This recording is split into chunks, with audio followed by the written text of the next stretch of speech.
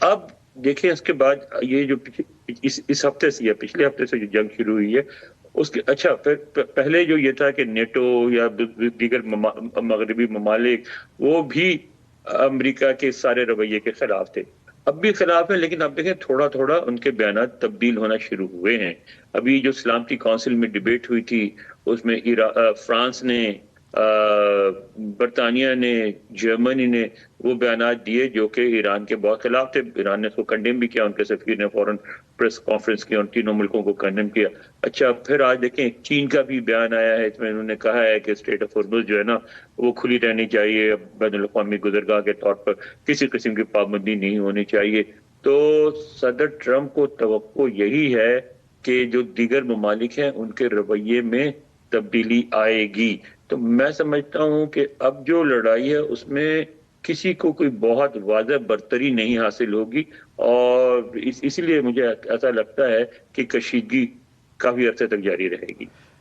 شجاع نواز صاحب یہ فرمائیے گا کہ ابھی تک تو ایک عام خیال یہ ہے کہ جو اسٹرائکس ہیں یو ایس یہ بیسکلی ٹیکٹیکل ہیں، سینڈ کام کی طرف سے ٹیکٹیکل رسپانس ہے، جو بھی اس وقت آپریشن چل رہے ہیں کیلیبریٹڈ ہیں، لیکن کیا آپ سمجھتے ہیں کہ اس بات کا امکان ہے کہ پریشر بڑھانے کے لیے یا پیشنس لوز کریں، یا یہ کہ ایک الٹیمیٹ ایران کو وارن کرنے کے لیے اس سے آگے بڑھ کے جو ہے بڑی میجر اسٹرائکس ہونے لگے، میجر انفراسٹرکچر ہٹ ہونے لگے، بریجز ہٹ ہونے لگے، جو کہ آبویسلی بہت یو ایس کر سکتی ہے، یو ایس ملٹری کر سکتی ہے، اور اس کا جو آنٹے ہے یا جو اس کا تھریش ہولڈ ہے اس کو مزید بڑھایا جائے؟ کیا اس کا امکان ہے کہ یہ جنگ جو ہے ٹرمپ جو ہے اس کو اوپر کی طرف لے جائیں؟ اور میرے نزدیک تو ناممکن ہے، اس لیے کہ اول تو ایسی اسٹرائکس جو کہ سویلین انفراسٹرکچر پہ ہے وہ they are against the rules of war. ساری انٹرنیشنل کنونشنز کہتی ہیں کہ آپ سویلین انفراسٹرکچر کو برباد نہیں کر سکتے۔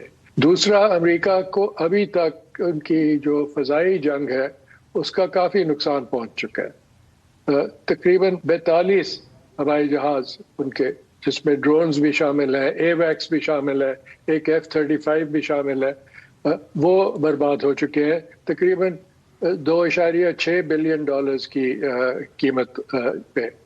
اس کے علاوہ total direct cost congressional research service نے کیلکولیٹ کی ہے کہ تقریباً $29 بلین ہے ڈائریکٹ کاسٹ۔ انڈائریکٹ کاسٹ امریکہ کی معیشت پہ اور اس خطے پہ اور دنیا کی معیشت پہ بہت زیادہ ہے اس سے، اور اگر جنگ جاری رہی تو اور بھی نقصان ہوگا امریکہ کی معیشت پہ اور دنیا کی معیشت پہ۔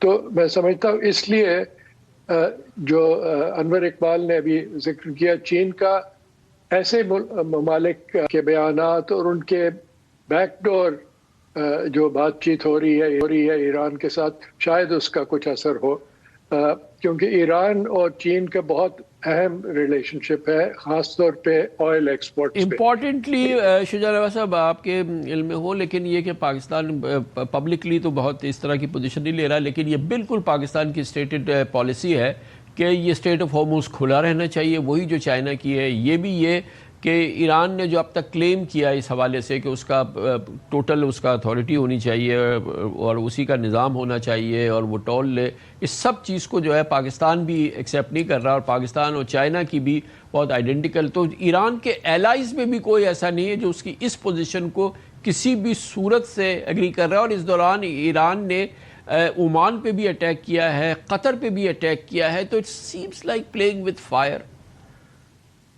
بالکل، and they will lose support اور they don't have time on their side either، اس لیے کہ آپ نے جو ذکر کیا کہ ابھی جو پچھلے ہفتے کی جو ایک یکجہتی تھی ایران میں وہ بھی ختم ہو جائے گی، اور پھر جو پاسداران ہیں ان کے خلاف عوام پھر بھی آ سکتی ہے سڑکوں پہ، اور اگر وہ ہوا تو پھر ایران کو 2 فرنٹ وار لڑنی پڑے گی، ایک تو اپنے ملک کے اندر اور ایک امریکہ اور اسرائیل کے خلاف۔ اور میں پھر اسرائیل کی بات کروں گا کیونکہ Israel is very critical to this whole system. اگر وہ تیاری کر چکے ہیں، ان کے وزیر دفاع نے کہا کہ ہم نے تیاری کر لی ہے پھر حملے کرنے کی اور زیادہ حملے کرنے کی۔ ایک اور جی سر، ایک اور پہلو انور اقبال صاحب وہ امپورٹنٹ یہ ہے کہ بہرحال یہ ایک نون فیکٹ ہے کہ یہ غیر مقبول جنگ ہے. امریکہ کے اندر تمام جنگیں بھی غیر مقبول ہوتی ہیں لیکن یہ بہت غیر مقبول ہے، شروع سے غیر مقبول ہے.